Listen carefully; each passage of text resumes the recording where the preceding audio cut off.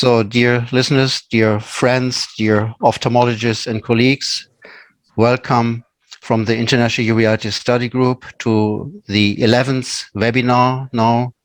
Today, we talk about uveitis and HIV with a wonderful team. I hope we will learn a lot for this.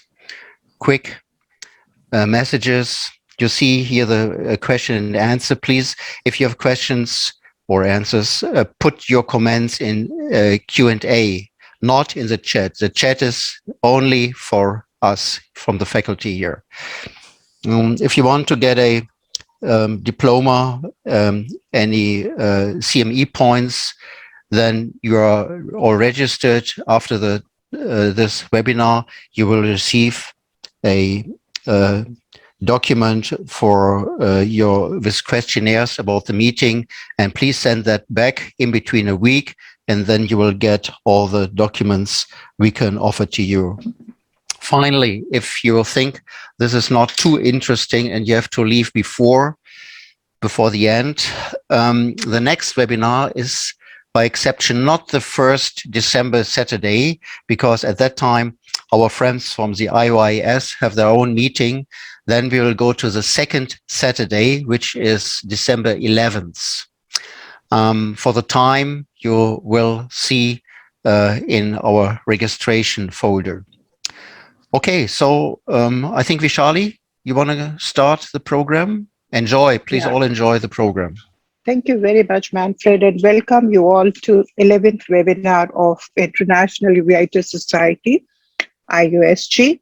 So it's my proud privilege to be inviting Yolanda once again. Welcome, Yolanda, and she will be discussing the pathogenesis of HIV.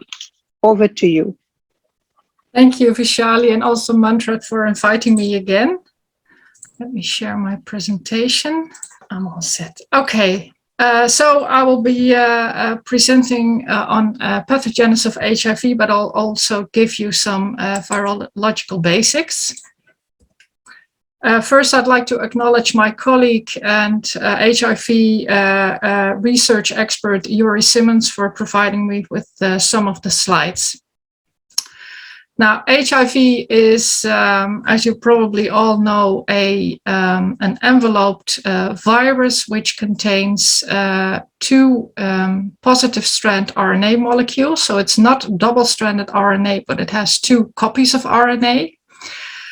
These are covered in a capsid, and this is the P24 core antigen, which is a very important antigen used in the HIV combo screening tests you probably all know. Then the virus is covered in a matrix protein, and it has the envelope. Yolanda, excuse me. Let's see if it sticks. There seems to be a lapse in. Okay. All right. Just, a brief recap. So the virus contains two positive strand RNA copies. This is the capsid or core antigen, which is used in the screening assays. Then this is covered by a matrix protein, and that again is covered by an envelope. And the envelope contains the envelope protein, which consists of a transmembrane domain GP41 and an extracellular exposed domain GP120. And GP120 is very important for entry into host cells. Next to that, the virus also contains some proteins, such as the protease, the integrase protein, and the reverse transcriptase protein. And I'll come back to those later. Now, this is a schematic representation of the genome structure, and the virus produces three polyproteins, POL, GAG, and ENF, and these polyproteins are cleaved by the viral protease. So the viral protease is very essential for viral replication. And I'll explain later why I mentioned the viral protease explicitly. The HIV replication cycle is as follows. The virus attaches to a host cell, and that induces a fusion, shown here, of the viral envelope and the plasma membrane. Then the core containing the mRNAs is injected into the cytoplasm of the cell. The viral RNA is released, and the reverse transcriptase, which is also part of the virus, then makes copy DNA. This copy DNA, together with the integrase protein, is then transferred to the nucleus. And there, these copy DNAs are integrated into the host genome. And this is a very important step in HIV replication, which I also will come back to later.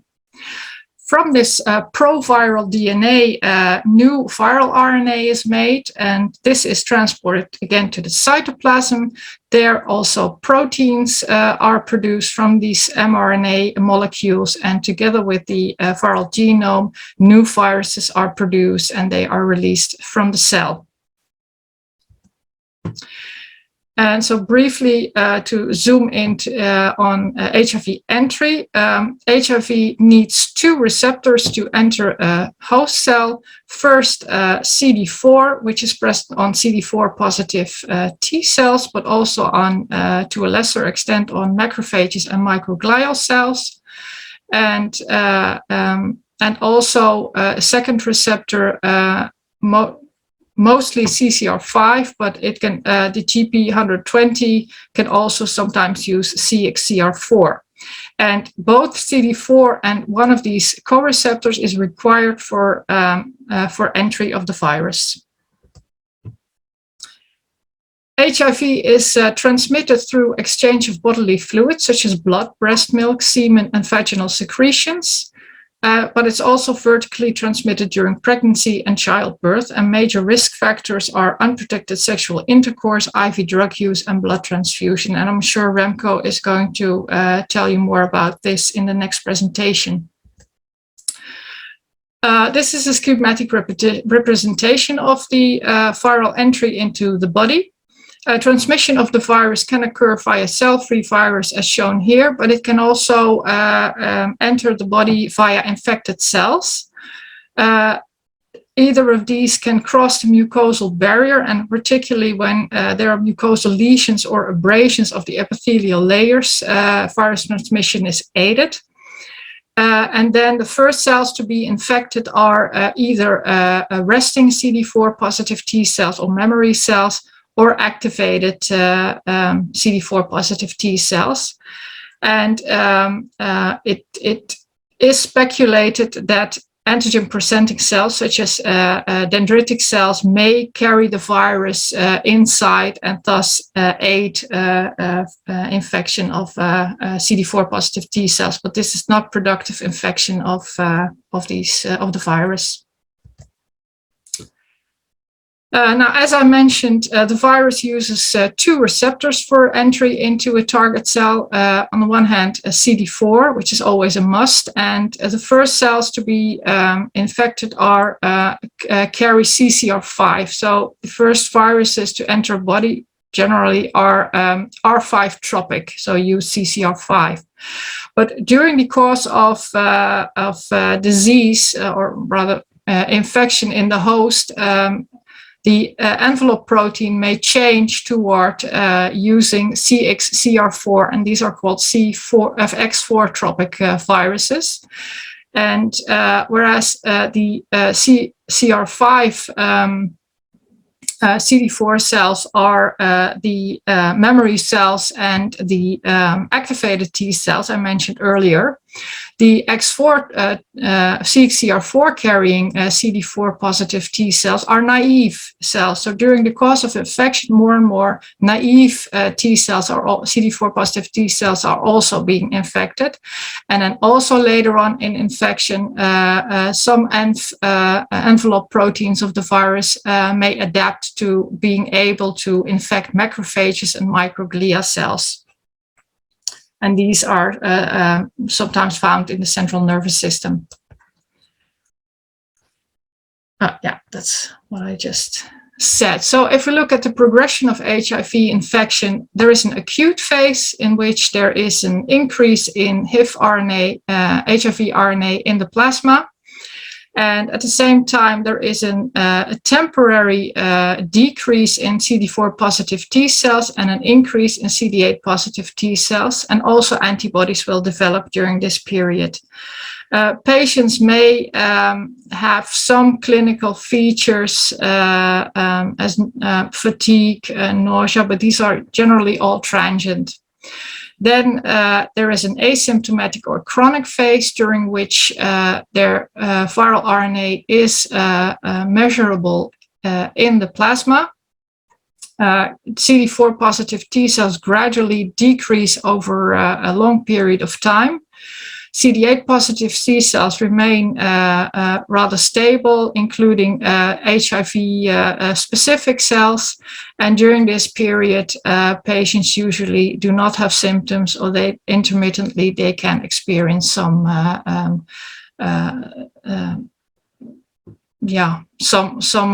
clinical symptoms like fatigue or lymphadenopathy. And during this period of time, the virus may enter the central nervous system and become, as shown here, it starts affecting X4 CXCR4 carrying cells, and it starts infecting macrophage and myoglial cells. But this doesn't add up to a severe disease or anything. But then after years, at some point, the HIV viral RNA in the blood will rise significantly.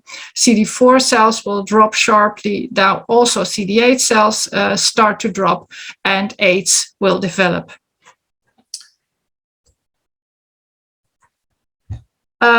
So AIDS is, as the CD4 positive T cell is the most important host cell for HIV, it is also a very important cell in the immune system. It regulates indirectly the innate immune responses through corresponding with dendritic cells and macrophages. It helps B cells to mature and to class switch for antibodies. It also helps CD8 T cells or CTLs and in activation and memory development. And it can also induce cell death on target cells. So it's a very important cell in the immune system. So if total numbers of CD4 positive T cells decrease, the result is a severe immunodeficiency. And when the CD4 positive T cells in the blood reach a count below 200, that's called advanced HIV disease or AIDS. Now, AIDS is characterized by the occurrence of opportunistic infections. Infections we, with a normal immune system, can fight off, but manifest when our immune system fails. Typical examples are pneumocystis pneumonia caused by pneumocystis jirovecii, Kaposi sarcoma caused by human herpes virus 8, our well-known ocular manifestations, CMV retinitis, but also Candida infections at several locations in the body. It can also give rise to other malignancies than Kaposi sarcoma, and it can give rise to neurological symptoms. Now, HMV infection also has an impact on diagnostic assays, and I'm sure this will also come, will be discussed later on in the webinar. Because the CD4 cell is so important in the web of the immune system. An infection of a CD4 positive T cell by HIV can cause aberrant CD4 positive T cell function, which will have an effect, can have an effect on interferon gamma release assays. It can cause aberrant B cell function, which has an influence on serological tests. If there are no CD4 positive T cells, there is no activation of B cells and thus no plasma cells and no antibody production. And this also has an effect on serological tests. So in general, at least for infections, PCR is most reliable. then we can do something about HIV. There is therapy, and therapy aims at several parts of the replicational cycle. First, there are inhibitors of entry and fusion, and I mentioned a couple of examples, but this is by far not complete. There are also reverse transcriptase inhibitors, which are target at this process, so the production of copy DNA. ACT is probably the most well-known. Then there are integrase inhibitors, which prevent the formation of provirus. And there are protease inhibitors, which inhibit the protease from functioning in the cell, but also in newly produced and released virions. And the HIV therapy is aimed at reducing blood viral loads to undetectable. So it only works in replicating virus. ACT was the first antiretroviral drug, but after its usage, some 3 years after the discovery of HIV, within 2 years after that, drug-related HIV strains were isolated. And the reason is that HIV has a very sloppy reverse transcriptase enzyme. It makes a lot of mistakes when replicating, and actually that is beneficial because that way a lot of mutations occur. And also HIV replicates very, very fast. So these two issues combined give a very high mutation rate in HIV. And that's why the virus can escape the medication rather easily. So multi-drug regimes have to be used to reduce the viral load, and also compliancy is essential to reduce viral escape resulting from resistance mutation, and thus is vital for successful therapy. Now, so thus far, current therapeutic regimes do not clear the virus. Therapy is, as I mentioned, aimed at active replicating and spreading virus. It is not aimed at the provirus, which is integrated in the host cell genome.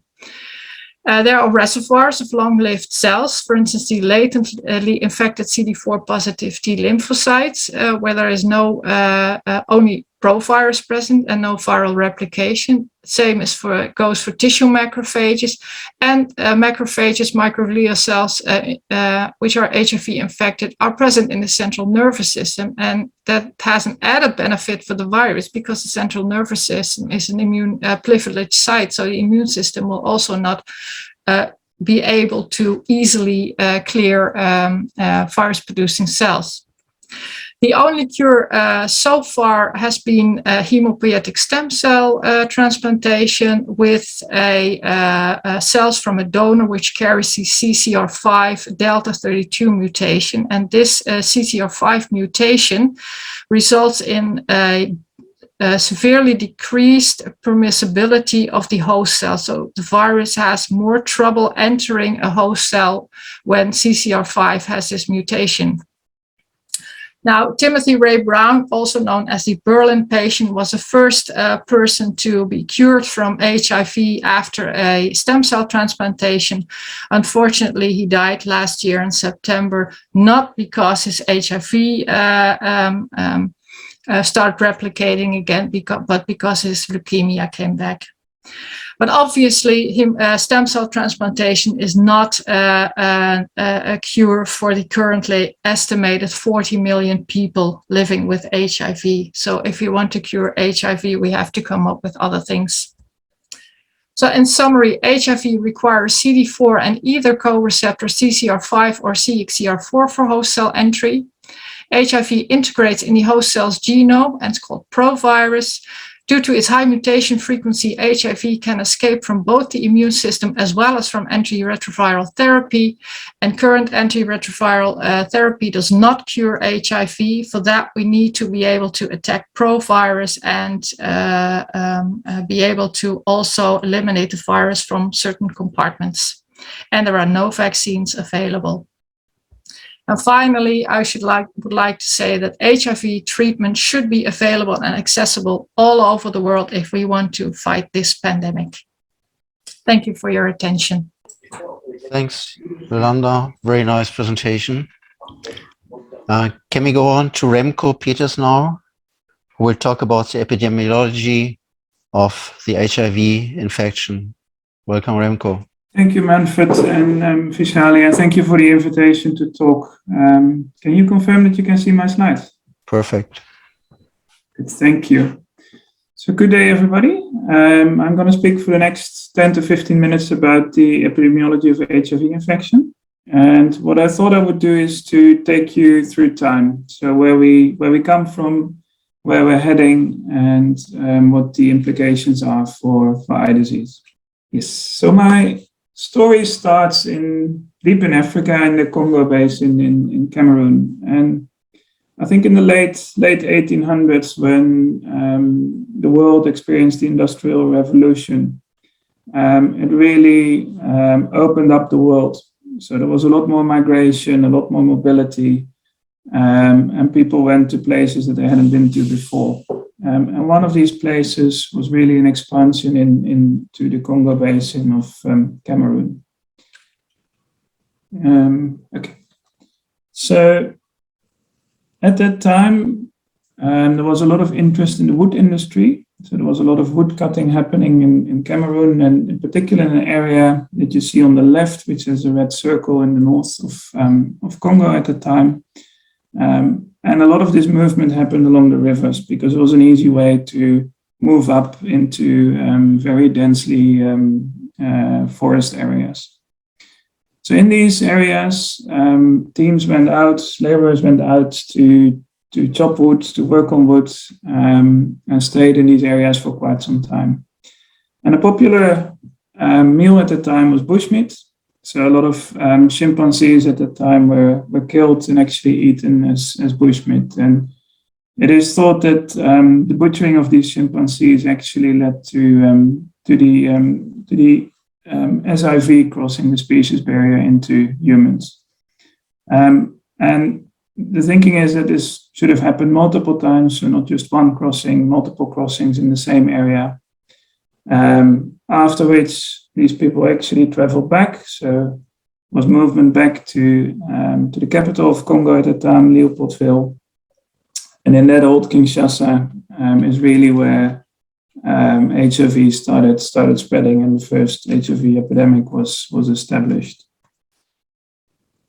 Now we know from very old samples that were stored or actually archived from that area, one from 1959, one from 1960, that HIV was there much longer ago already in that area.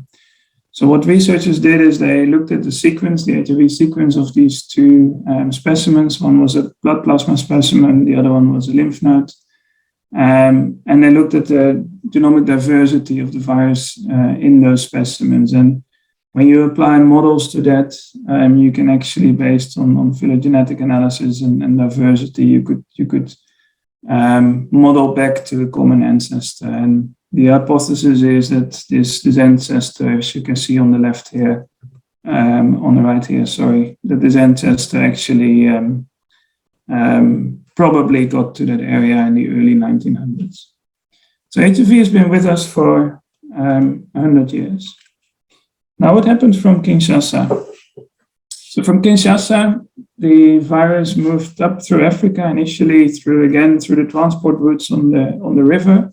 So up the Congo, up the Congo River, deep into Congo, and the railway lines towards Zambia and the rest of Africa.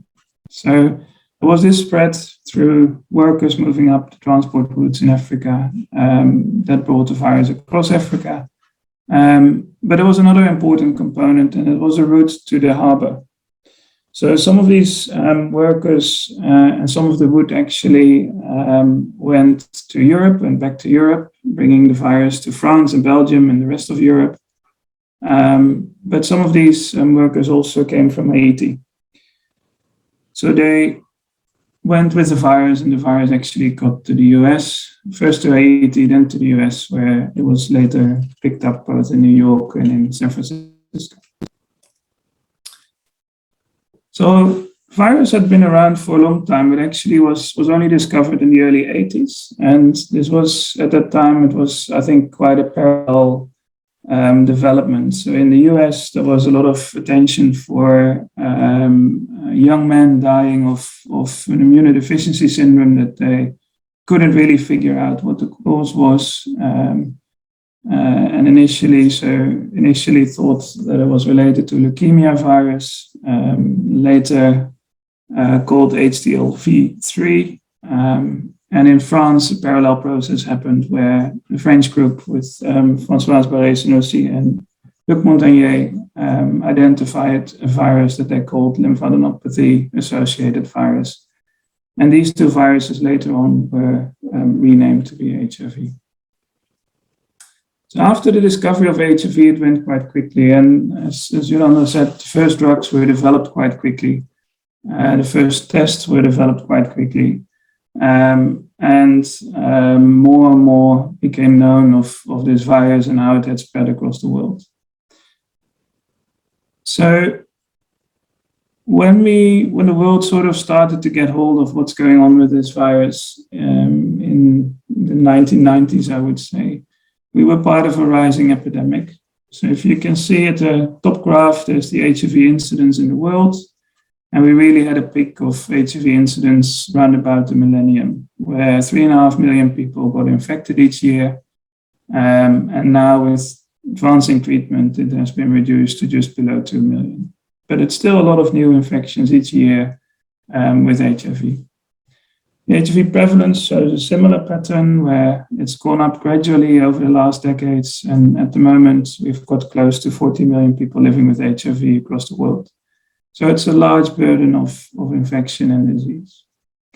There's some good news though, and that you can see at the bottom two graphs, because the mortality of HIV or HIV-associated mortality has really gone down substantially over the last decade. So there was a peak in around about 2006, which makes sense. The peak of mortality follows 5 to 10 years, the peak of incidence, simply because of progression time. So mortality peaked in 2006, and at the moment it's decreased dramatically to about half of that mortality. And the main reason for that is the worldwide scale-up of antiretroviral therapy, as you can see at the bottom. So what does the world look like? HIV incidence, so new infections. We see that a high burden of HIV incidence is still happening in sub-Saharan Africa. Not surprisingly, with the gravitas in the south, in the southern parts of sub-Saharan Africa. But there's also other countries that stand out and have an epidemic that is actually on the rise. And the former Soviet Union, for example, in orange, is an area where we have concerns about the rapidly increasing numbers of HIV infection. We look at prevalence. The map pretty much is the same, not surprisingly.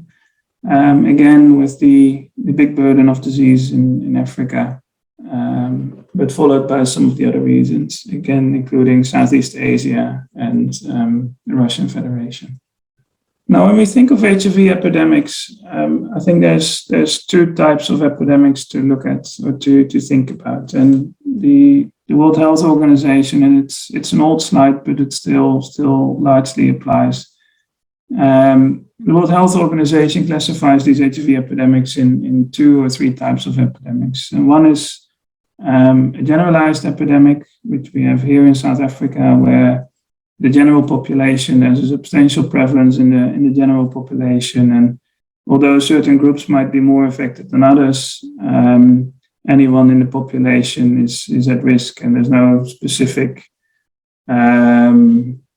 group that stands out as part of the epidemic. And then we've got low-level and concentrated epidemics. And these epidemics are areas or epidemics where the most of the HIV infections occur in a particular subpopulation and don't necessarily spread at large scale to the general population. So low level is really an epidemic where it's confined to a certain subpopulation or subpopulations, while concentrated epidemic has some spillover in the general population as well. And this is important because it really impacts on your control and your screening and management and public health interventions. Because a generalized epidemic needs a very different response than a concentrated epidemic or low-level epidemic where you can focus much more on certain population groups. Now, these concentrated or low-level epidemics can be very different. So in some countries, we see that there's especially a high prevalence or incidence rate. So the main prevalence incidence sits within certain subpopulations, such as men who have sex with men or migrants. In other countries, like in the Russian Federation, it used to be largely constricted to drug use. But we also have subpopulations that are not necessarily the classical key populations, but are much more populations where we see a much higher prevalence, such as adolescent girls, which is still a population here in South Africa as well, where we see high rates of HIV infection. So what I do think is that it's really nice to see how guidelines and treatment and management of HIV has changed over time. And it started all with one drug first, Syphilis, with several others being developed quite shortly thereafter. And then the concept of triple therapy in the 90s, where we would give 3 drugs of at least 2 different classes to try and achieve HIV control. So this is a nice example. I think it's a South African example, but I think the development in guidelines really applies to many parts of the world, where in the very early epidemic, in the early 2000s and late 90s, we would give antiretroviral therapy to individuals with advanced immunosuppression, so low CD4 cell counts or clinical disease. And gradually this moved up over time. So in South Africa in 2010, we included pregnant women at a much higher CD4 cell count, really to prevent mother-to-child transmission. And then it gradually evolved to a higher CD4 cell count, 350 as a threshold, later 500. And from 2016 here, we treat anyone with antiretroviral therapy, regardless of CD4 count. And that's pretty much should pretty much be practiced across the world as per WHO recommendation. And I'll show the rationale for that in the next couple of slides. The other thing I think that developed very nicely is the different antiretroviral drugs that we use. So in the early days, there was drugs like didanosine, stavudine, with quite substantial toxicity and side effects. Efavirenz nevirapine was used a lot at that time. And this developed over time. So new drugs like tenofovir came in and later fixed dose combinations of different drugs, such as tenofovir, emtricitabine, and efavirenz, as well as tenofovir, lamivudine, and dolutegravir that we use currently in South Africa. So a very nice development over time where drugs have fewer and fewer side effects, they become cheaper, and also are less pills to take for a patient. And I think this development has contributed greatly to the major reduction in morbidity and mortality that we see with the rollout of antiretrovirals. So what are the benefits of ART, and why do we treat everyone with HIV regardless of CD4 count? And this is one of the studies that really broke sort of the wall for that. And here this study actually randomized individuals to either early or delayed antiretrovirals. And early was if you're diagnosed and your CD4s are between 350 and 550, you get started. And delayed was if your CD4 are high, we wait with antiretrovirals until they're below 250. And really, it was very clear that there's a significant reduction in transmission.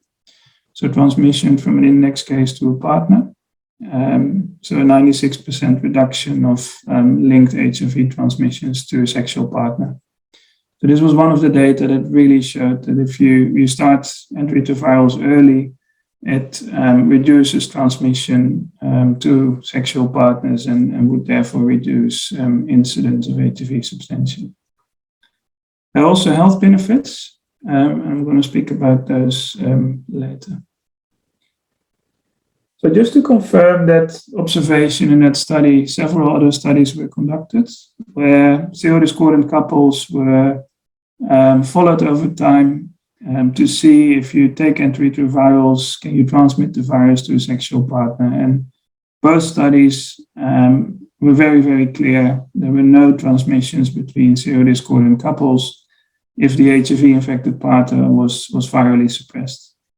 And this is a very important message, I think, in the HIV epidemic. Undetectable is untransmissible. In other words, if you have HIV and you take your antiretrovirals, you're virally suppressed, you cannot pass on the virus to someone else. And this is a major contribution to reducing HIV incidence and prevalence across the world. And there's also benefits of starting early. And again, this is the main reason why we have this universal strategy. So in the same study, they looked at what they call clinical events, which is events like tuberculosis and other conditions. CMV retinitis was included. And again, if you start antiretrovirals early, your risk of these clinical events is at least half of those that start later.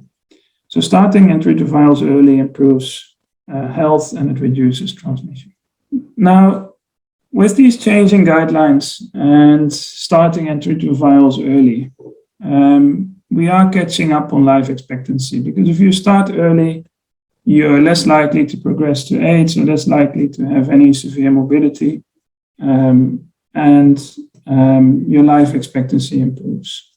So in the top two lines that you see here is the life expectancy without HIV infection and with HIV infection, and this is over time when someone was started. So what we see is that early on in the early 2000s, there was still quite a gap in life expectancy, but with better drugs and better performance, actually the two lines are approaching each other, meaning that life expectancy, if you're living with HIV, you take your antiretrovirals, is getting very close or similar to those living without HIV infection. And there are several other studies where we see similar trends, that life expectancy is near normal. What hasn't caught up, though, is the bottom graph. And the bottom part of the graph is looking at other comorbidities, such as renal disease, cardiovascular disease, and other comorbidity. And there's a gap in between those living with HIV infection at the bottom and without HIV infection, and a very clear increased risk of comorbidity if you're living with HIV infection. And this is seen in other studies as well. Now, one of the questions is, where does this comorbidity gap come from? And a lot of studies, or several studies, have looked at this. They look at liver disease on the top, for example. So there's a higher risk of liver disease, kidney disease, lung disease. Cancer in graph E is looked at, and you can see that that's actually a nice one where the two bars are approaching each other. The one thing that I never see in any of these publications is what's happening with ocular disease. And I think it's a major, major gap. We see a lot of attention for all the other chronic diseases and complications in these epidemiological studies. Ocular disease is actually never reported. So I don't think that's right. So if we think of HIV and ocular disease, I think there's two types of interaction to consider. So one is really the direct effects of HIV and the associated chronic inflammation and immune activation, which impacts on the vascular structures and the nerve structures. And then there's the indirect effects of HIV through advancing immune suppression, which Yolanda also mentioned, where individuals at lower CD4 count are at a higher risk for certain infections. We see a much more severe presentation and course of infection if your CD4 are lower when you're HIV infected. And there's specific etiology of ocular infections that are specific to those with immune suppression, for example, cryptococcal neoformans. So when you look at the literature on the intersection of HIV and ocular disease, there's actually almost a shocking gap, I feel, in epidemiological data on the impact and the development of ocular disease in the context of chronic HIV and ART. There's a few studies that have tried to look at this. There's a lot of bias in these studies, limited sample size. So the time trend analysis that have been done, I think most of them have severe methodological constraints. And most of the work that's reported is cross-sectional and focuses on a specific condition. So we see a lot of literature where people focus on, for example, herpes virus, and see increased risks for those with HIV compared to those without HIV. So it's all disease specific. There's very little cohort studies that follow people living with HIV over time, and that actually have documented what happens over time if you're HIV infected and if you take antiretroviral therapy. And quite often there's not a proper comparator group either. So a cohort is described, but there's no comparator group from the same area. So for me, this is really, really a major gap, and I think something that needs to be urgently addressed. So, for example, if we see reports that there's increased rates of cataract in people living with HIV, I think that's a very important observation to place in the larger context of addressing the burden of ocular disease in an aging population.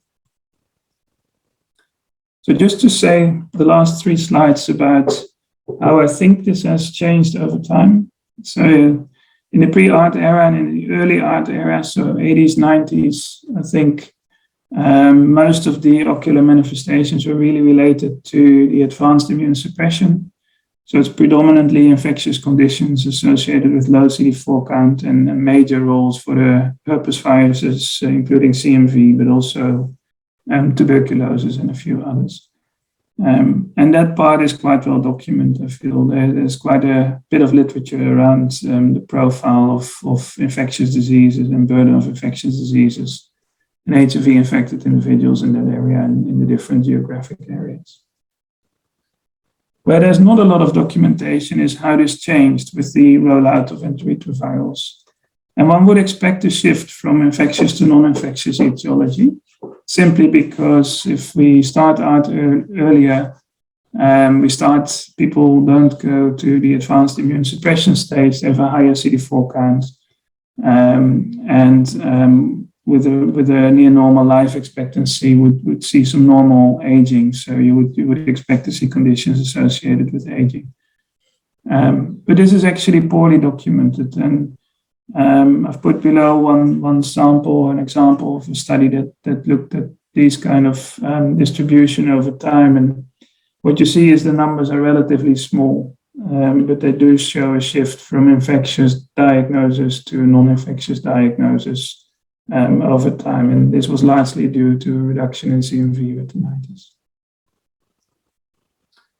What we also don't know is what happens if you're on ART for a short or long term, and how that influences your risk for various ocular manifestations. And this was a relatively simple study that we conducted, trying to look at the different presentations in those individuals on ART for short term, so recently started versus those that have been for a number of years. One of the things we saw is a much higher rate of cataract in those living with HIV on ART for a long time than those for short term, even if it was age-adjusted. So it really poses a question around what happens with the various ocular conditions in those that take lifelong ART, but have actually different profiles of inflammation and immune activation. And then there's the reality of the HIV programs. And I think, we often tend to think there's art now, people start early, so we're not going to see these advanced presentations any longer. And these are data from South Africa, and the reality at the bottom is that still, and the data are actually still actual, still 1/3 of individuals starting antiretroviral therapy present with CD4 count below 200. So that risk group is still there in our setting, meaning that we still see these advanced manifestations. And then there's a large group that starts antiretrovirals but drops out, gets lost to the program, and resurfaces only at a late stage. So my sense is it's actually an heterogeneous group at the moment, meaning that we see both those pre-ART conditions as the ART conditions. So in conclusion, we've got a large global HIV epidemic. I think the types of epidemic differ between countries, generalized or concentrated, and treatment should be initiated regardless of CD4 count. And ART has had a major impact on transmission and life expectancy, where where there's a clear reduction in incidence through undetectables and transmissible. We see a near normal life expectancy, but we actually don't know how this life expectancy and chronic inflammation and immune activation impacts on ocular disease. And last, I think if we look at the burden of ocular disease, we do expect and to a certain degree see a shift from infections to non-infectious conditions. But a lot more work is to be done to really figure out what's going on and how to improve eye care in our HIV-infected population. Thank you. So Remco, thanks so much for this nice overview. Very good. So let's go now into detail and ask Daniel Vasconcelos Santos to start with the viral ocular infections in HIV-infected individuals. Thanks, Daniel. Thank you very much, Manfred. Vishali, congratulations for organizing this fantastic webinar. By the issues that we had with time zones, we can have an idea of how global this initiative is. So congratulations for it. So we're going to discuss for 15 to 20 minutes on viral ocular infections in HIV-positive individuals. This is indeed a common cause of morbidity in people living with HIV. It may represent primary infection or more frequently reactivation of a chronic infection that was predisposed by the immune suppression in these patients. If we look at the clinical presentations, we have the perspective of atypical clinical pictures in the immunosuppressed individuals, but also the emergence of etiologies that are typical of immunosuppressive states. An example being CMV retinitis, that is typical of individuals with immunodepressed immune systems. And also we have to keep in mind the possibility of multiple organs being involved in these infections. So combined infections may occur more frequently than in immunocompetent individuals. Also important, we have to take into consideration the possibility of systemic extension of these infections before, during, or even after ocular involvement. Well, starting with the first condition that we're going to discuss, CMV retinitis. This is indeed the most common ocular opportunistic infection in AIDS. It may be the first manifestation of the disease of HIV infection in these patients. And it's usually associated with the level of CD4 positive T lymphocytes, typically arising in patients with CD4 counts lower than 100 cells per microliter. Before HAL therapy, CMV was even a more important problem. 15 to 40% of patients with HIV and AIDS did develop a CMV retinitis before the advent of HAL therapy, and it represented a mark of disease severity and survival, with patients surviving only 6 to 10 months after diagnosis of CMV retinitis. With better management of HIV with HAL therapy, we have observed decreased prevalent morbidity and mortality in these patients, and we are now more recently dealing more frequently with long-term management of the complications of CMV retinitis, such as immune recovery uveitis, epiretinal membranes, retinal detachment, and cystoid macular edema. So if we look at the data comparing the pre-heart era with the post-heart era, we can have a look at the most frequent complication of CMV retinitis. Importantly, a macular or optic nerve disease, cataract, retinal detachment, and macular edema being infrequent, but increasing after the advent of heart therapy. So diagnosis of CMV retinitis is typically clinical and based on pattern recognition on fundus examination. And we have basically three main patterns of fundal lesions: the so-called granular pattern, the hemorrhagic or edematous pattern, and last but not least, the frosted branch uveitis pattern. Also emphasize that sometimes we may have combination of these changes. What happens in CMV infection is usually a full thickness necrosis of the retina. The CMV has a tropism for the retinal vascular endothelium, and many times we can see the observation of viral particles within retinal cells. Other associated clinical features that are very important in the diagnosis of CMV retinitis are the presence, the lack of significant signs of intraocular inflammation. We see minimal vitritis if present, mild or even absent cells in the anterior chamber, vascular involvement that sometimes, as the lesion scars, may leave up sclerosed vessels, as well as a typical slow progression of those lesions. So these are some photos showing the pattern. This is a patient with a granular pattern that we see this multiple granular infiltrates in the retina. Sometimes we may have associated hemorrhages. This is a very indolent kind of involvement. So as the retinitis progresses, and it typically progresses at the margins of previously scars, it leaves up a burst aspect in the retina. The retina eventually gets completely atrophic.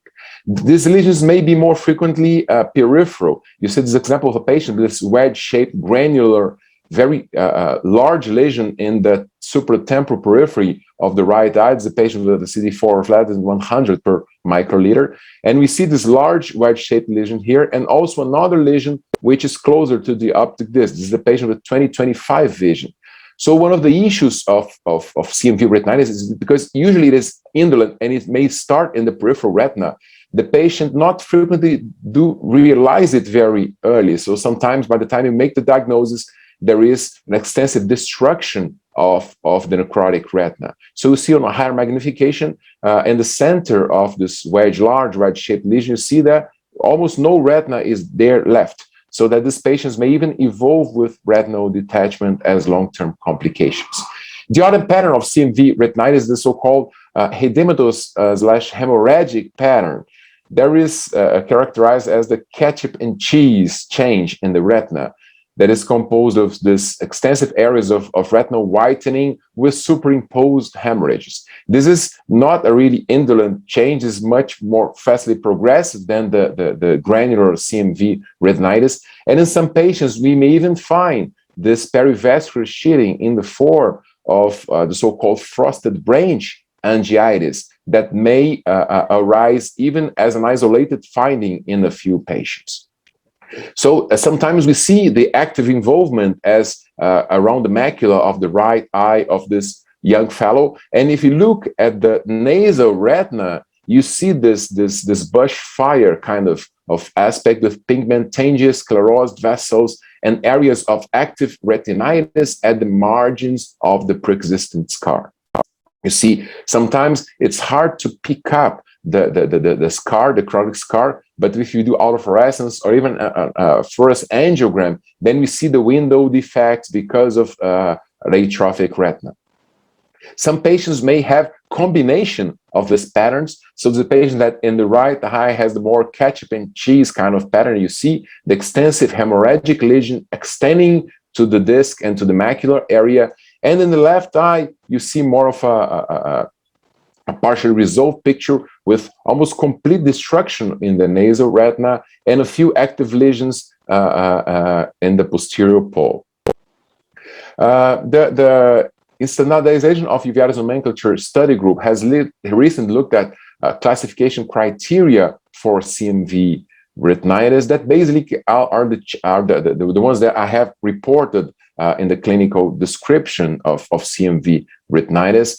But what we have to be careful is that with the incorporation of PCR for diagnosis. So in a global perspective, particularly in developing countries, PCR is not widely available. So we usually rely on clinical findings to make this diagnosis.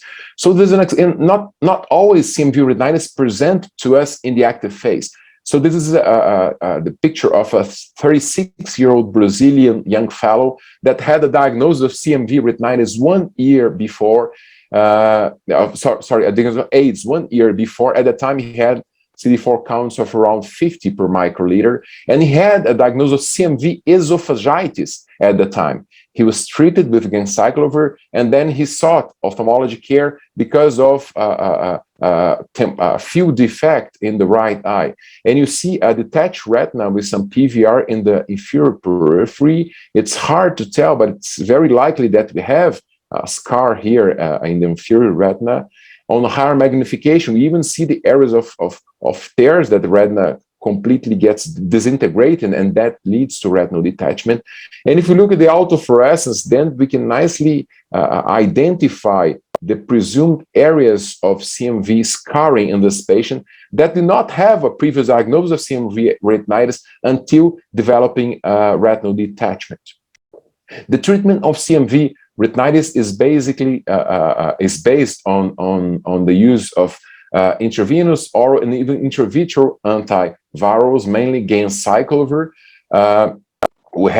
There was experience a few years ago with the ganciclovir implant to treat these patients, and with the advent of the oral formula of ganciclovir, the so-called valganciclovir, the treatment of CMV retinitis became much less complicated, even though we have cost issues with with valganciclovir because it's very expensive and not widely available, particularly in developing countries. So we have also to be careful with the possible systemic involvement that may develop in this patient. So sometimes treating only locally is not the ideal strategy, particularly in patients that are severely immunosuppressed.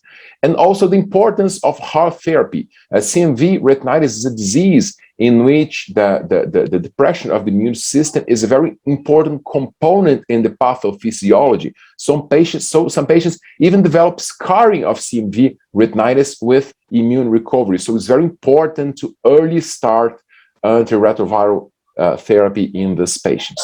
So there are several clinical trials of antivirals in patients with CMV retinitis, and just summarizing this, the systemic therapies are almost equally effective if you compare oral valganciclovir with IV ganciclovir, or with IV forscarnet, or with cidofovir. They are almost equally effective.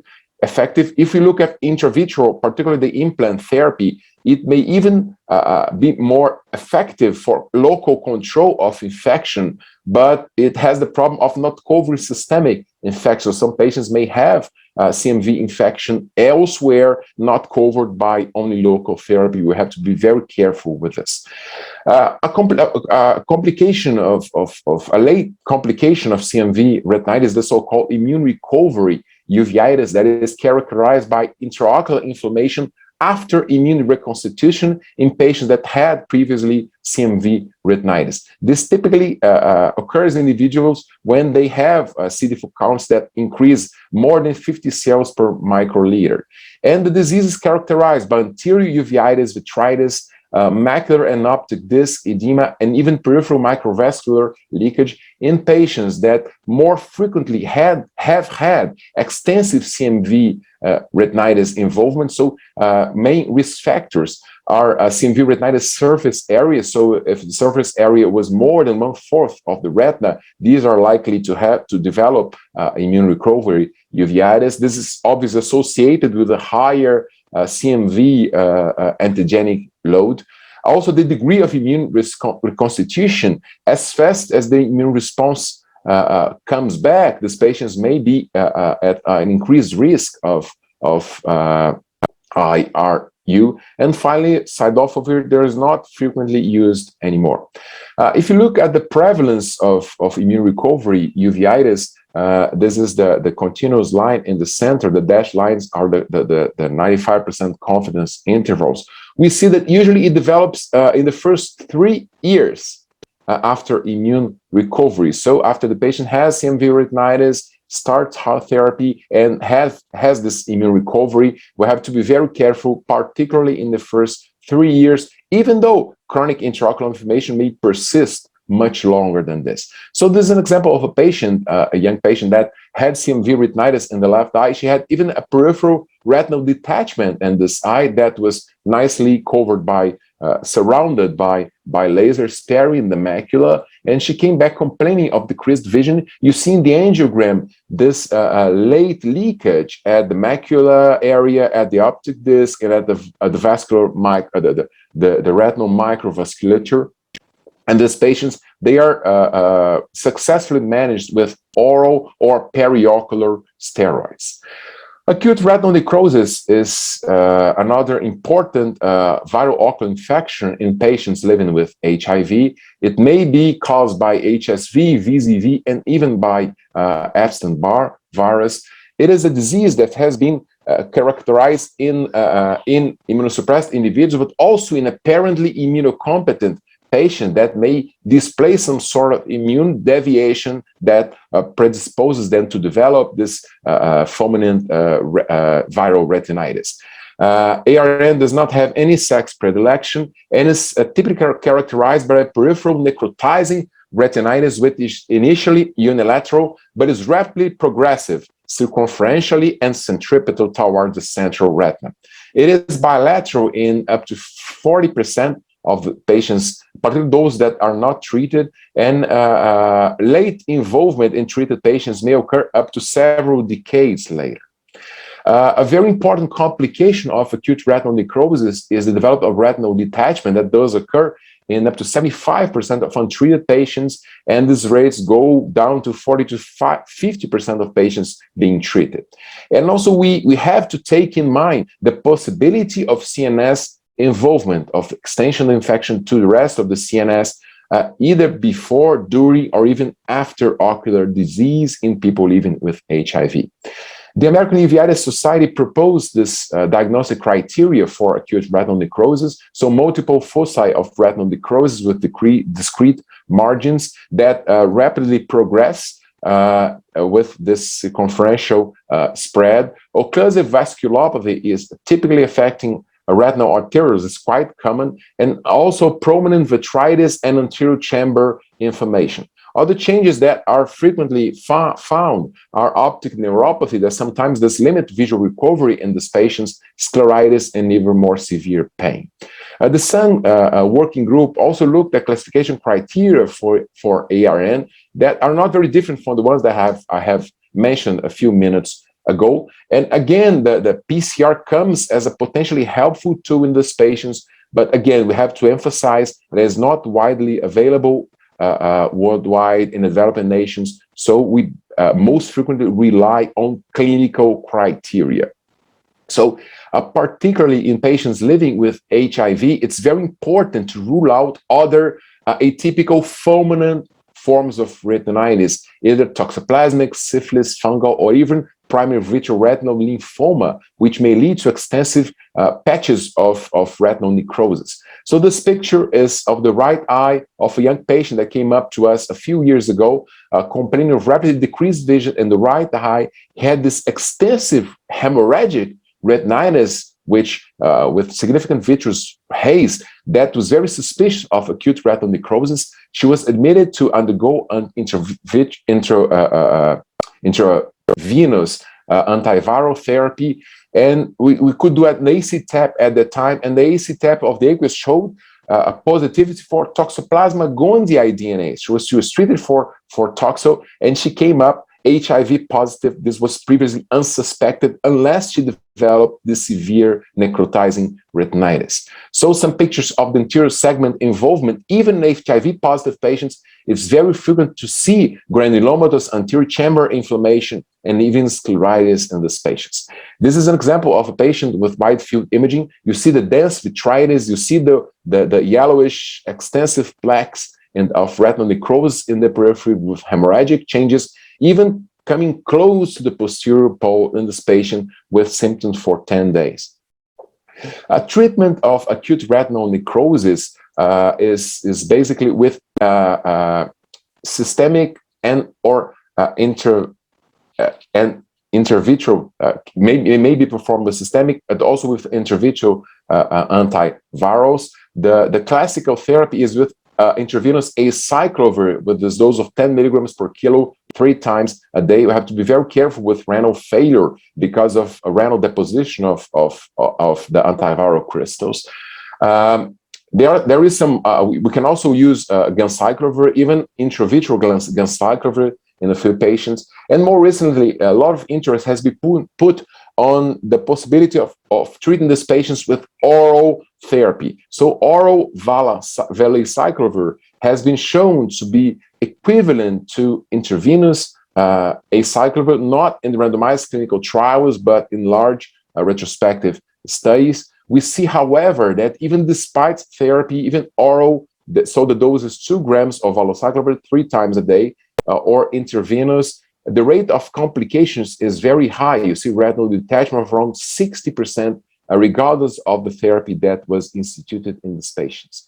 A use of oral corticosteroid may also be beneficial to help control the optic neuropathy and the macular edema in these patients. So this is an example of a recent application that recently came up to us with this very early involvement of acute retinal necrosis. You see the insinuation of some patches on necrotic retina. You see the multiple infiltrates that very rapidly confluent. You see the vascular changes as well here. And he was admitted, he was put on intravenous therapy with acyclovir, and still he progressed very fast. This is 4 days later. You see that even despite therapy, the lesions progressed to the posterior pole, and he even developed a large retinal tear inferiorly, which is a very frequent complication of the viral infection in these patients. So he eventually underwent a postpartum vitrectomy with single oil endolase, as you can see, with final resolution of retinitis after 3 weeks of intravenous acyclovir.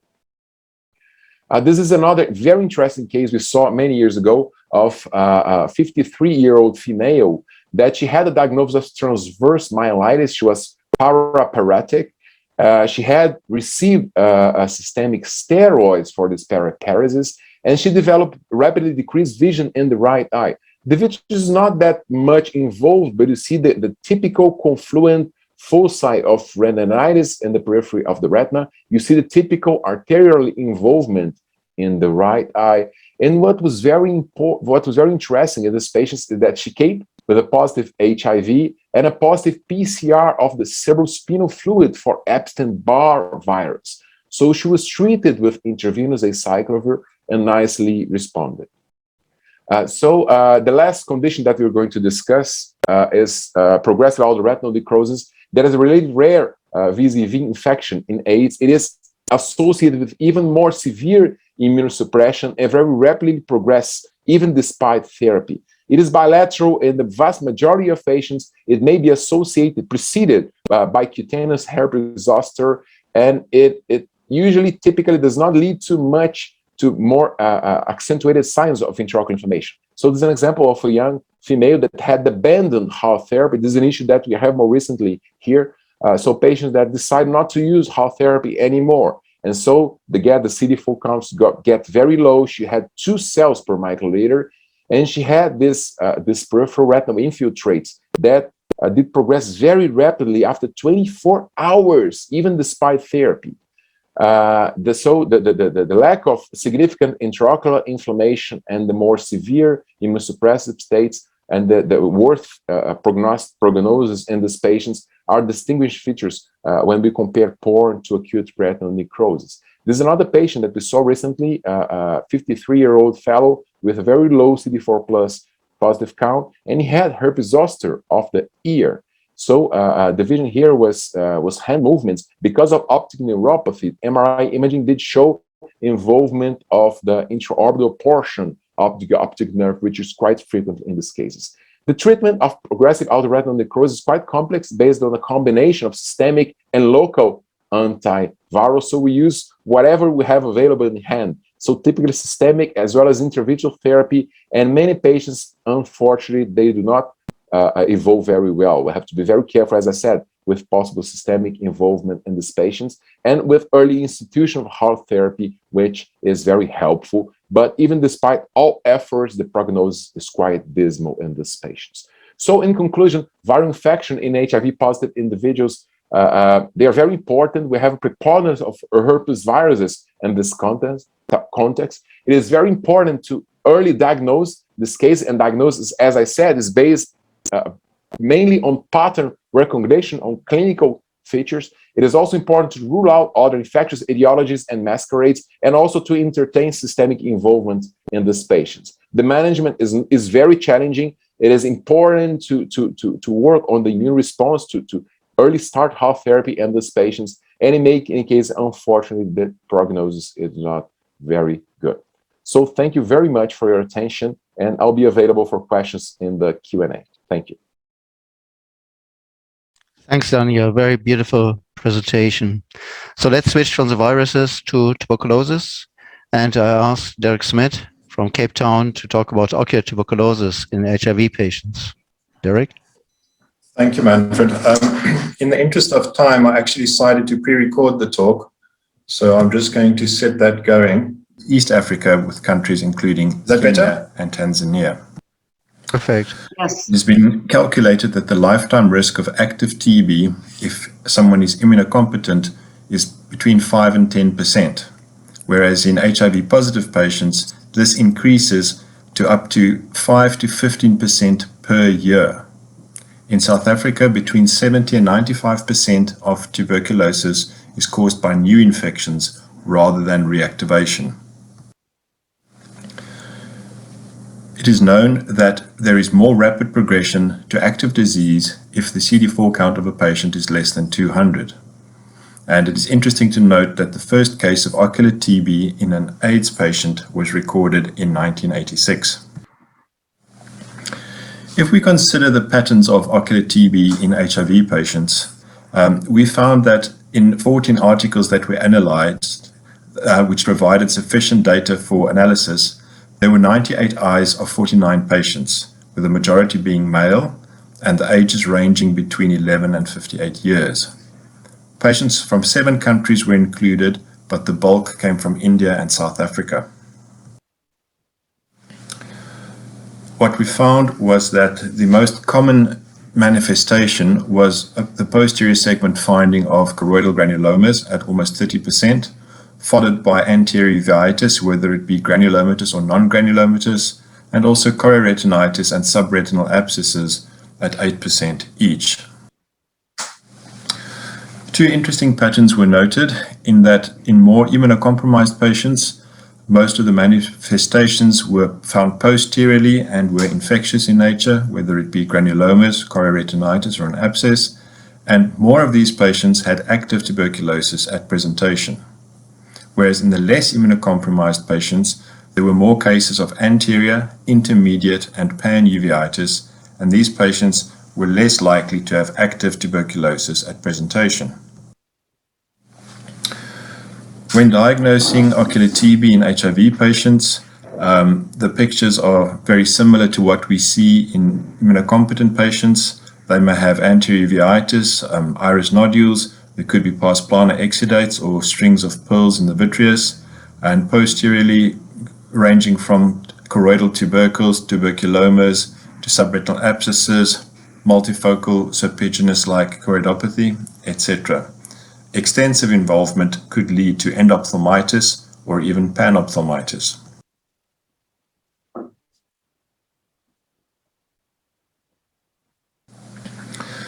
When confirming ocular TB in HIV patients, one requires either positive microscopy, culture, or nucleic acid amplification tests results. The latter include either GeneXpert assays, which are hemi-nested PCRs that detect MTB and rifampicin resistance.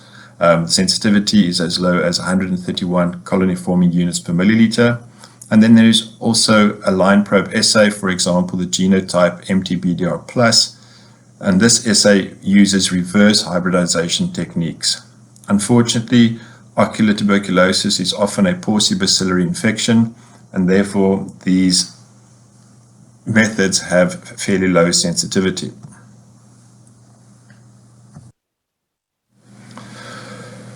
In a study by Sharma and co-workers, they looked at 85 patients with presumed ocular tuberculosis and unknown HIV status.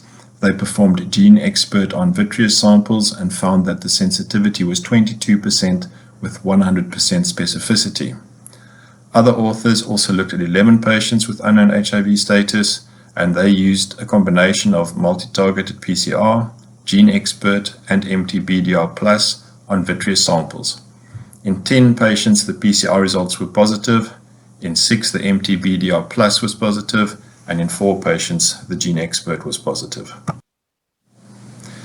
When we consider immunological tests, firstly the tuberculin skin test, here a positive result provides evidence of infection, but it does not imply active disease. We use a cutoff value of 5 millimeters in HIV positive patients, and one should also note that HIV patients with CD4 counts less than 100 may display anergy where they demonstrate false negative results. The interferon gamma release assays, these also primarily detect latent TB. There are 2 different ones available, either the quantiferon TB Gold or the T-Spot TB test. In both of them, the peripheral monocytes are stimulated by ESAT6 and CFP10, and both use enzyme-linked immunospot assay to assess production of interferon gamma.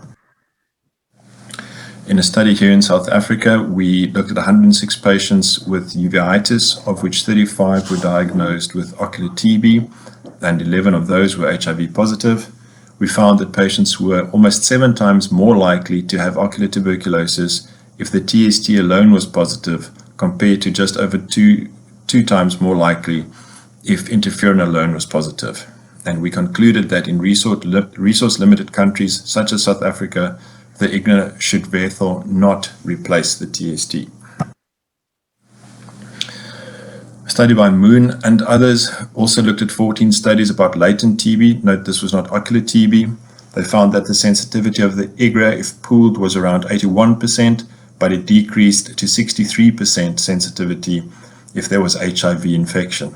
And what this tells us is that results of both TST and IGRA need to be critically interpreted, especially against the backdrop of HIV infection.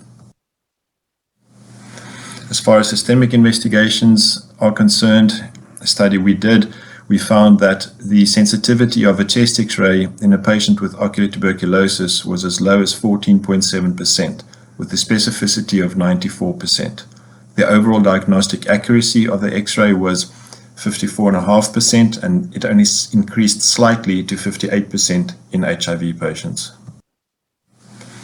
Moving on to PET-CT, we also looked at 29 patients, of which 5 were HIV positive, with suspected ocular TB or sarcoidosis. The results were reviewed independently, and we found that the PET-CT and CT alone showed similar sensitivity, specificity, positive and negative predictive values for ocular tuberculosis as shown. And for the chest X-ray, once again, the sensitivity was much lower. And we concluded that PET-CT added no significant additional benefit over conventional chest CT in a highly endemic area. Sputum microscopy typically looks for acid-fast bacilli. It's cheap, but it requires 10 to the power 5 mycobacteria per mole for a positive result.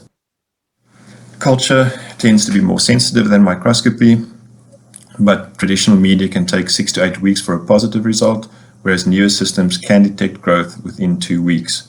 But this has not been found to be useful for ocular fluid due to the porcibacillary nature. Molecular techniques. We know that the nucleic acid amplification tests provide high levels of sensitivity and specificity. It turns out that the gene expert and the line probe assays are equally effective in HIV positive patients, with an example from Peru, but these were not patients with ocular tuberculosis. As far as treatment is concerned, there are no randomized controlled trials to guide us. For inflammation control, typically we would use standard topical, oral or periocular steroids, always under cover of anti-TB treatment, although the duration of TB treatment is still being investigated. It's essential to monitor these patients closely and to be especially aware of drug interactions or also paradoxical worsening, especially after the initiation of antiretroviral therapy. So in conclusion, ocular TB remains difficult to diagnose with certainty, even in HIV-positive patients. The clinical signs are similar in HIV-positive and HIV-negative patients. It is important to critically interpret the results of tuberculin skin tests and your IGROs. Chest X-ray has a low sensitivity, even in HIV-positive patients. PET-CT is also not particularly useful. Importantly, further research is needed to guide the treatment of ocular tuberculosis in HIV-positive patients. Thank you. Thanks, Derek. Very nice presentation. Thank you. Deborah, you want to continue with syphilis in HIV patients? I am happy to. Wonderful. Thank you so much for inviting me to participate. It is an honor to be part of this esteemed group. Let's see, my slides don't, okay. Unfortunately, I do not have any financial disclosures. I would love to own shares in syphilis. It's on the rise. So what I'm going to do is actually switch gears a little bit, and I'm going to do case-based presentation here. So this is a 26-year-old male referred to me for AMPI because the fluorescein blocked early and staying late. He was complaining of bilateral decreased vision, had no past medical history, was not known to be HIV positive, took no medications. And here is a classic picture of syphilis. We could see this pattern in patients with HIV and without HIV, this ground glass appearance with these little preretinal precipitates. When we see these preretinal precipitates, though, this is a little more common in patients who are immunosuppressed either iatrogenically or by virtue of HIV. So we had a clinical diagnosis of syphilitic retinitis. Workup, FDA was positive, RPR was positive as high as my lab measured. Lumbar puncture was significant for a positive CSF VDRL, and he was HIV positive, although not very immunosuppressed. So his disease resolved very nicely with 14 days of IV penicillin, and he was started on antiretroviral therapy. So the teaching point here is always to consider HIV in patients with syphilis, always to consider syphilis in patients with uveitis, and not everything that blocks early and stains late is AMPI. So this patient was referred with a diagnosis of acute retinal necrosis. He had had floaters in his left eye for 6 weeks. Visual acuity was normal in both eyes. There were anterior chamber cells in the left eye. The right eye was completely normal. His past medical history was unremarkable, took no meds. He is a male who has sex with men, no IV drugs, no known HIV. And here's the picture that we have again of this infiltrative retinitis. This is not ARN because the retina is not necrotic. We saw nicely from Danielle that the retina is necrotic in ARN. Here the retina is infiltrated. So again, a clinical diagnosis of syphilitic retinitis, FTA positive, RPR highly positive, lumbar puncture was normal, and he was HIV positive and in fact had a CD4 count of only 46. So our final diagnosis of syphilitic retinitis and AIDS, IV penicillin and antiretroviral therapy. So we consider syphilis in all uveitis, and if we find syphilis, we always look for HIV. Here's a 30-year-old male referred with a diagnosis of optic neuritis and vitritis.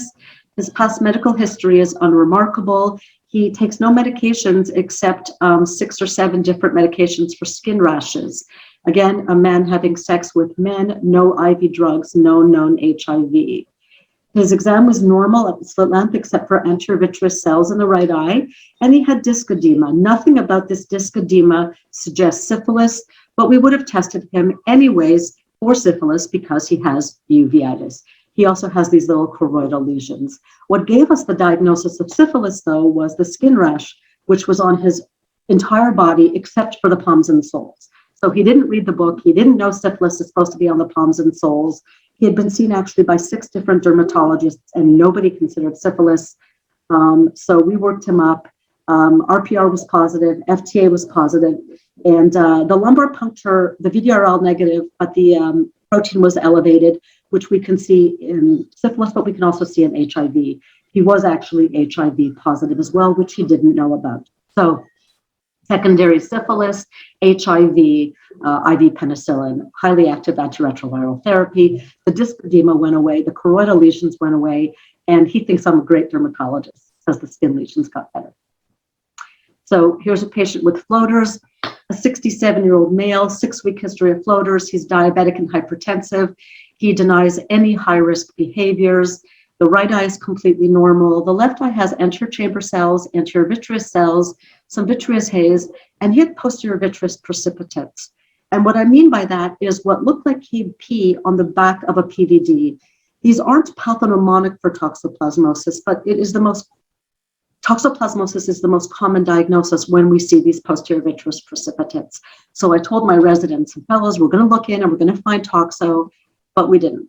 There was no toxoplasma lesion. All we saw was this little infiltrate in the fovea or in the macula.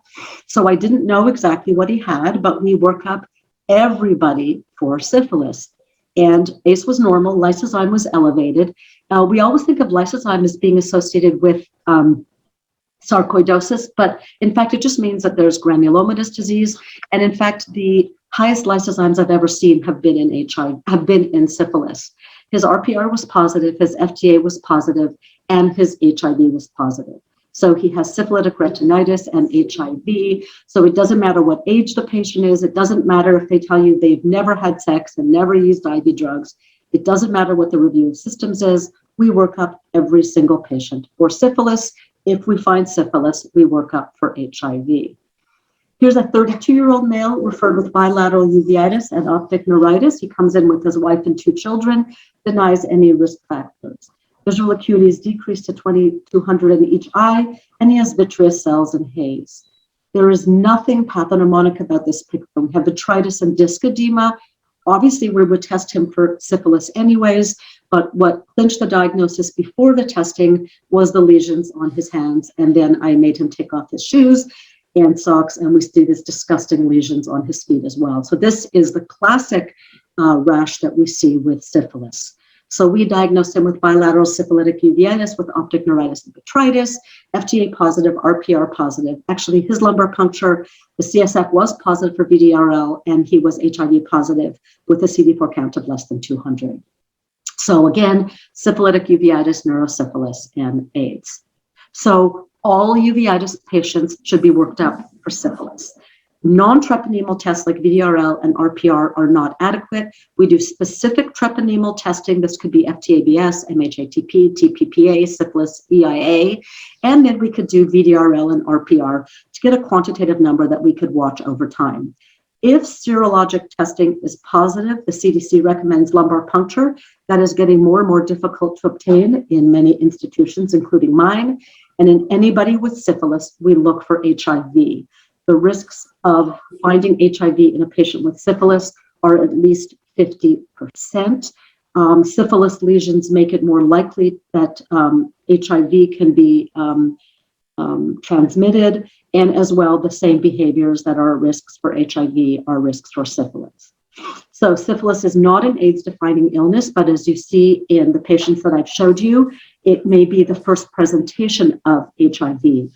About a decade ago, I looked at 13 patients of mine with active syphilitic posterior uveitis, and of the 12 where I had HIV results available, 10 were positive. So 83% of patients in my series with posterior syphilitic uveitis had HIV. In a larger series that was published this year, this is patients with ocular syphilis or neurosyphilis, approximately half were HIV positive. The HIV positive ones tend to be younger and more often were men having sex with men. And importantly, there was no difference in the outcome of treatment of syphilis between HIV positive and HIV negative patients. And you saw this in the patients that I showed. We also looked at 61 patients with uveitis, HIV, and good CD4 counts. And in these patients, syphilis was responsible for 16% of all cases of uveitis. So always consider syphilis and HIV, always consider HIV and syphilis. Just a few things about testing for syphilis and HIV patients. I mentioned that we do RPR or VDRL, so non-treponemal tests. We expect these to return to zero in non-HIV patients, but HIV patients can be in what's called a serofast state, where the RPR does not return to zero and may stay at 1 in 2 or 1 in 4. And we don't really know the clinical or biologic significance of this, but it is important if you're worried about patients being reinfected with syphilis. And very importantly, we've all heard of the prozone reaction. This is a false positive non-treponemal test, so RPR or VDRL, which occurs when there's overwhelmingly high antibody titers that interfere with our ability to look at the results of syphilis testing. And this is more common in HIV patients. So if you have an HIV patient or any patient where you really suspect syphilis and the RPR is negative, you could have the results, the test rerun on diluted serum. We treat syphilis as neurosyphilis. CDC recommendations is IV penicillin for 10 to 14 days.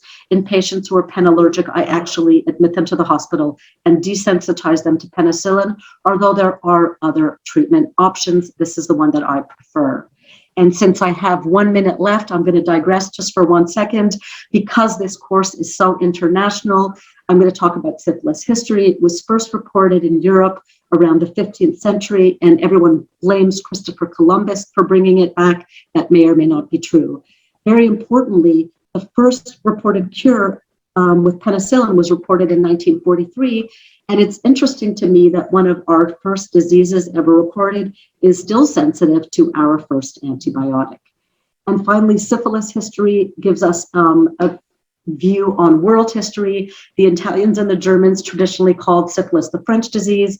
The French called it the Italian disease. The Dutch blamed the Spaniards. The Russians blamed the Poles. The Turks blamed the Christians. Germans call this the French evil. Manfred, I don't think it's still called that. Persians called it the Turkish disease. In India, it was known as the Portuguese disease, and in Japan, the Chinese pox. So the history of syphilis tells us the history of who hates whom. And finally, there's no age group where syphilis is not in the differential. It doesn't matter what the review of systems is. It doesn't matter what the patients admit to in terms of risk factors. Everybody with uveitis gets tested for syphilis. Syphilis can look like AMPI, ARN lymphoma, and always test for HIV in patients in whom you diagnose syphilis. Thank you. Deborah, thanks so much. Very So lovely talk. Is it still the French evil in Germany? Well, we call it syphilis, you know. Okay. In Europe, I think that's better. So I think one big player on ocular infections is missing, the toxoplasmosis in HIV. And for that, Alejandra de la Torre will take care for. Alejandra, welcome. Thank you very much. Good morning and good afternoon and good night to all the connected colleagues worldwide. I want to thank Dr. Masatsihut for his kind invitation to participate in this webinar to talk about ocular toxoplasmosis in HIV-infected patients. Let's start with epidemiology. How often is T. gondii infection in HIV-infected patients? It's widespread. People with HIV infection have a very high burden of T. gondii infection, especially in low-income countries such as Sub-Saharan Africa, the Middle East, and North Africa, and Latin America. This co-infection has a prevalence as high as 60%, and mainly in low-income countries. What is the relevance of OT in HIV-infected patients? The incidence of OT in these patients is higher than in HIV-negative patients. OT is a common cause of retinochoroiditis in patients with advanced disease. It often has more severe course and atypical presentations that can lead to a progressive retinochoroiditis. Regarding the pathophysiology of OT in HIV-infected patients, it is important to remember that the immune microenvironment of the eye designed to reduce inflammation and preserve transparency may have a limited capacity to clear Toxoplasma gondii infections. This parasite invades the retina subsequently transforming into a cyst and establishing latency. So, OT in HIV-infected patients may be the result of reactivated ocular cyst, but also the result of a new systemic infection affecting the eye. Additionally, a reduction in CD40 cell counts may result in a dissemination of the infection from reactivated non-ocular cysts that release tachizoids reaching the eye through the blood or through infected cells that cross the blood-retinal barrier. The chances of a new infection or reactivation of a latent condition increase with a decrease of CD40 cell counts, especially when the count is less than 250 per cubic millimeter. Severe intraocular inflammation after immune reconstitution with HARD, typically seen in CMV retinitis, can also rarely occur in patients with toxoplasmic retinochoroiditis. Toxoplasmosis is the most common opportunistic CNS infection in HIV-infected patients. Ocular and CNS involvement at the same time has been reported from 22% to almost 30% of the patients. It may have different clinical presentations such as cerebral abscesses, diffuse encephalitis, and retinochoroiditis. Neurological compromise by HIV may cause an alteration in the immune system, leading to reactivation of the latent infection. This is a patient who presented ocular manifestations as the first complaint of HIV. So, and he presented an extensive compromise in the posterior pole and a compromise in the brain before the diagnosis of HIV and the diagnosis of toxoplasmosis was made. What are the clinical manifestations of OT in HIV-infected patients? As we mentioned, ocular and CNS involvement may be present at the same time. Here is another example of a patient who presented with optic neuritis, retinochoroiditis, central retinal vein occlusion, orbital cellulitis, resulting in no light perception, and with a concomitant lesion in the frontal lobe. PCR was positive for T-gondii infection in vitreous biopsy, and the diagnosis of HIV was performed. This is another example of a progressive ocular toxoplasmosis in a patient with AIDS who presented with necrotizing retinitis and the extension of the inflammation and infection to the whole ocular globe and the orbit, developing panophthalmitis and orbital cellulitis, and with a biopsy confirming the presence of Toxoplasma gondii. The infection can become multifocal, bilateral and extensive, rather than unilateral and unifocal. Hemorrhages are rare, but vascular shedding may be present. Other manifestations are neuroretinitis, punctate other retinal toxoplasmosis, and other forms of optic neuropathy. The simultaneous involvement of the anterior and posterior segments of the eye in HIV-infected patients with OT frequently indicates a poor prognosis of visual acuity recovery. As the clinical findings may be atypical, clinical diagnosis may not be sufficient in response to antitoxoplasmic therapy and also by the serology. Nevertheless, we have to keep in mind that serology can present false negative results.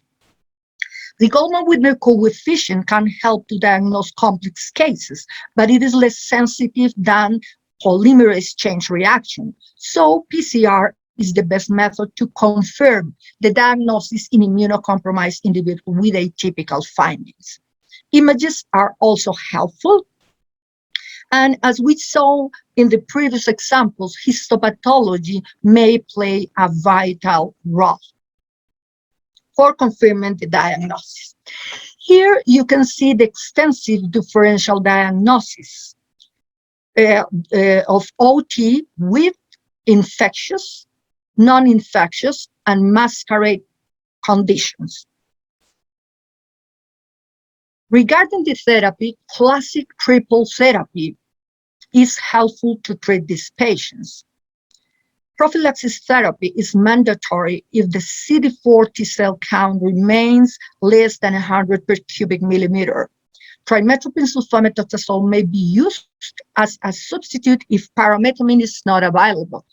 But we have to keep in mind that these patients present allergic reactions more frequently than HIV-negative patients. So we have to be careful.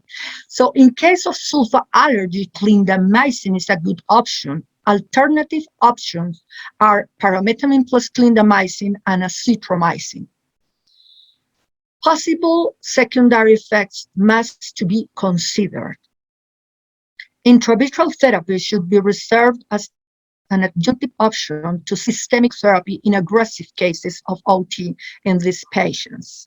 Corticosteroid therapy should be avoided in immunocompromised patients with retinochoroiditis, especially when the CD4 T cell counts are low. In conclusion, toxoplasmosis is a common ocular infection in patients with HIV.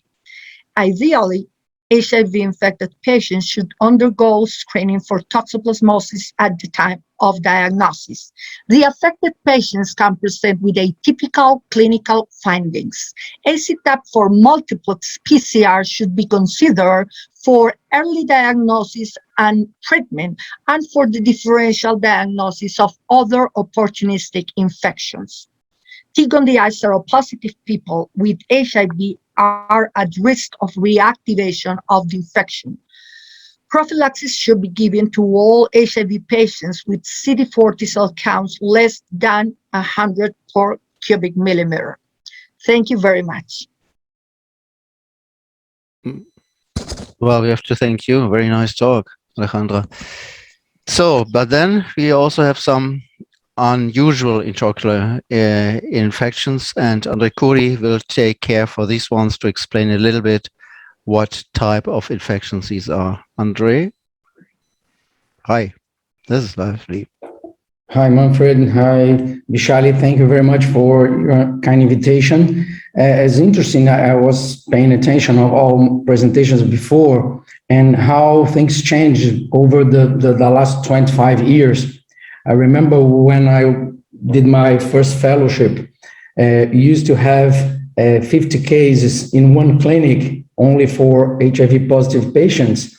And now I don't know if my colleagues have the same impression. Our fellows, they don't have experience in seeing patients with HIV, especially because of the number has decreased a lot, specifically for CMV retinitis, toxo in HIV and other different infectious disease. So I choose 3 unusual ocular infections. So if you see this kind of picture in regular patient, you can just go through the diagnosis and think of a Bartonella infection. So you can see here the neuroretinitis, and this is small foci of retinitis. So the diagnosis, or at least you can think of Bartonella. But in HIV positive patients, the presentation is completely different. So this is a case of a patient, HIV positive patient, still on the heart, CD4 count was 36, blurry vision for 1 month, syphilis serology was negative, tox serology was IgG positive, the history of cat exposure, and the Bartonella serology was positive, IgG 1 to 256. And you can see here this small area of this yellowish lesion with some hemorrhages, some serous edema. And at the time, we decided not to treat since Bartonella was so-called self-limited disease. And 1 week later, the lesion increased a lot. So what you can see here is that in HIV-positive patients, the Bartonella presents as this vascular growth. So it's completely different of the regular neuroretinitis or small areas of retinitis that you see in immunocompetent patients. So this is another patient with a blurred vision for 2 months, HIV positive. He wasn't on antiretroviral therapy. Visual acuity was 0.2. Presented fever, cat exposure, and the lesions just look like the same, the other one. You can see this vascular network. Sorry, you can see here more in details this abnormal vascular network here. You can see here in the other eye, here the same. It's important to say that the Bartonella can have a good relation to the endothelium, so can present with this vascular growth. You can see here better with the fluorescein angiography, and after treatment, the lesions shrink and it's completely resolved. So the diagnosis based on the history, but specifically on the serology. Very few cases you can get the ethopathology of a lymph node, for example. You can see here the granulomas. So what we do is, since you think of Bartonella in HIV positive, the serology remains the best option for the diagnosis. Remember that the IgM had a lot of cross reactions, so you can rely on the IgG and especially the levels of over 1 to 256. Another disease is Cryptococcus neoformans. There's a lot of different clinical manifestations. It's important to remember that's the most important cause of papilledema in HIV positive patients. Deborah shows several cases of optic nerve involvement in syphilis, but a single case of papilledema without any inflammation, with no vasculitis, no vitritis, you have to think of Cryptococcus. Ocular paralysis, optic atrophy, neuropathy, multifocal choroiditis, conjunctival nodules, cortical blindness, endophthalmitis, and anterior uveitis is not a rare condition to occur in HIV positive patients, but we will focus on multifocal choroiditis that's not very common. So this is a classical papilledema secondary to neurocryptococcosis. You can see optic atrophy, just primarily optic atrophy, sometimes related with deafness too, so the patient became blind and deaf. Optic neuropathy, in this presentation depend on how is the inflammation. So the CD4 counts is higher than 200. For example, you can have a very important inflammation close to the optic nerve. It can cause this kind of optic neuropathy. But my intention here to present to you the case of multifocal choroiditis that are quite typical to Cryptococcus neoformans infections. So many years ago, we studied 27 patients with the diagnosis of cryptococcosis, and 4 patients presented with multifocal choroiditis. The visual acuity was 6.6 in all patients, all of them resolution after treatment, and they were related to disseminated disease. You can see here, this is very typical of Cryptococcus neoformans. Here's HIV microangiopathy. So this kind of presentation can come with disc edema or not. So it's important to pay attention to this several yellowish lesion, quite symmetrical in Cryptococcus disseminated disease. So if you do an angiogram, you can see more this blockage of the fluorescein. Again, this was very interesting that Deborah showed a clinical picture of MP presenting syphilis, and here's a clinical picture of MP is Cryptococcus deiformis multifocal choroiditis. Once again, another case of multifocal choroiditis. You can see here this yellowish lesions all over the posterior pole, and you see do the angiogram. There's an early block and late staining. This is a case of 20-year-old woman, blurred vision and diplopia, several umbilicate skin lesions, weight loss, headache, fever. The visual acuity was 636, 660.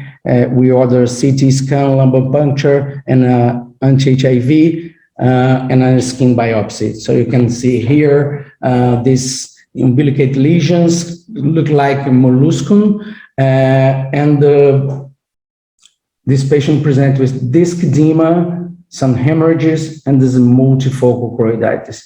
So before the result of this skin biopsy, we already think of Cryptococcus neoformans infection. Here's the results, the presence of the Cryptococcus in the skin of this lady. Another patient, HIV positive patient, CD4 of 5, viral load very high, was admitted for pneumocystis carinii pneumonia, good recover after treatment, and then she was complaining of visual loss. Once again, multifocal choroiditis, this yellowish lesions without disc edema, no vitreous haze. The visual acuity was 618, 660. And the fluorescein angiography showed this aspect of AMPI, as Deborah showed, can happen in syphilis, also can happen in Cryptococcus. Here's the ICG, show the involvement of the choroid. The OCT shows some macroedema, that's why the visual acuity dropped a little bit. And the patient was admitted again, and the lumbar puncture showed Cryptococcus neoformans infection, was treated with IV amphotericin B.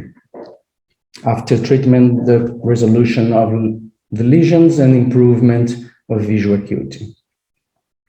This was the first case that we were able to see the multifocal choroiditis in a patient with HIV and disseminate Cryptococcus infection. We made the diagnosis. Unfortunately, the patient evolved to death. We took the globe and did the histology, and you can see here the presence of the Cryptococcus in the choroid.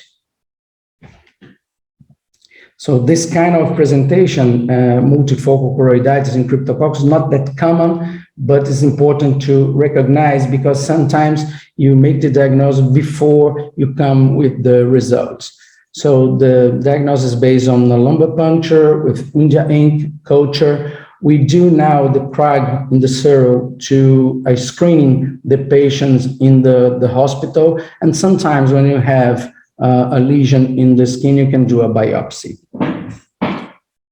The last condition is quite unusual all over the globe, but in Brazil, we are seeing more and more cases. So I'll show you 4 cases of choroiditis with no ocular complaints. The patients had the CD4 count from 25 to 52, and this patient had a culture-proven disseminated sporotrichosis. So it's another fungal that is transmitted by cats. The visual acuity is 20/20, the anterior chamber unremarkable, and the patient shows a multifocal choroiditis with no vitritis. So here's the aspect of the skin lesions. So different from sporotrichosis in a immunocompetent patient that involves just one area on some lymph nodes involvement. Here, when the patient is HIV positive, you can show a disseminated disease with involvement with the eye and central nervous system. You can see here the choroiditis. So different from multifocal choroiditis in Cryptococcus that you see several lesions, in sporotrichosis we will see just few lesions, 2, 3, sometimes 4 lesions. It's quite similar to TB. It's difficult to make the diagnosis just looking at the fundus, so it's important to have the history, the contact with cat, and the skin lesions. So another case here with this choroiditis. Here again, the patient presented with choroiditis and after treatment. Here, another choroiditis. And here in higher magnification. Once again. So, depend if you have this condition in your country, and we have in Brazil, specifically in Rio, we have an epidemic of sporotrichosis and another epidemic of HIV. So if you have both, probably you get this intraocular involvement. So it's the most recent case of sporotrichosis with this multifocal choroiditis present with fluorescein angiography with early block and late staining. In the ICG showed this involvement of the choroid. The diagnosis is based on the culture, because direct examination is quite difficult to find the fungus. The serology, we don't really know exactly the value for ocular disease. So we do the histology when we have a skin lesion and rely on the culture of some secretion of the eye. Thank you very much.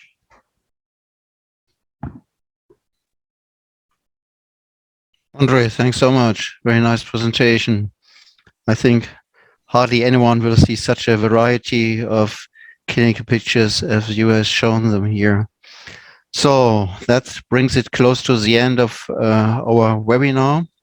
I think we are nearly finished our time, but let me probably give at least one question to, I think, Derek, Deborah, and Alejandro. You talked about a disease where one would not think probably immediately for HIV positivity.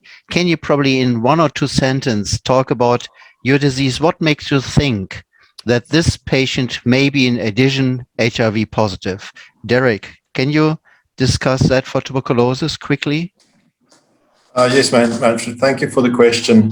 The thing with tuberculosis is it is often just more severe than what you would expect in the patient who's not immunosuppressed. So as I said in the talk, the manifestations are similar, but for example, the abscesses will be larger, or the choroidal tubercles or tuberculomas would be larger and multifocal. So you see the same thing, but in a more advanced stage would be probably the answer in a nutshell. So you would check HIV in all TB patients, more or less?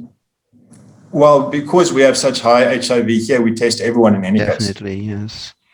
Deborah, I think that's the same for you. You'll test each syphilis patient for Everybody. HIV. Anything special? Anything special in these patients compared to normal syphilis patients you would suggest? No. So I've looked at my patients with syphilis, with HIV positive and negative. They can all present with syphilitic placoid. They can present with this infiltrative thing. Certainly, if you see the preretinal precipitates, it might increase the chance that they've been on steroids or are immunosuppressed. But I can't stress this enough. Test every uveitis patient for syphilis. Test every syphilis patient for HIV. As a matter of fact, in this country, 50% of patients with syphilis are HIV positive. Thanks so much. And the response is the same, I think, to treatment. Yes, that's one very nice thing. They respond just as well to treatment, although, as I mentioned, they may become serofast and not get their RPR to 0. Thanks. Alejandra, any suggestion? What makes you think about HIV in a toxoplasmosis patient? Yes, when the lesions become multifocal, active lesions, no the scars, but multifocal active lesions, or extensive lesions, we should think about this, about testing HIV. And the response to treatment is also very, very good. Exactly. Yeah. So, well, thanks a lot. Can I probably ask all of the faculty to check the last five question and answers so that we can really finish the meeting? For all of our participants, thanks so much for your participation. That was a big, big pleasure to have you on this webinar. We will meet again actually in December 11, so not the first Saturday in the month, but the second one.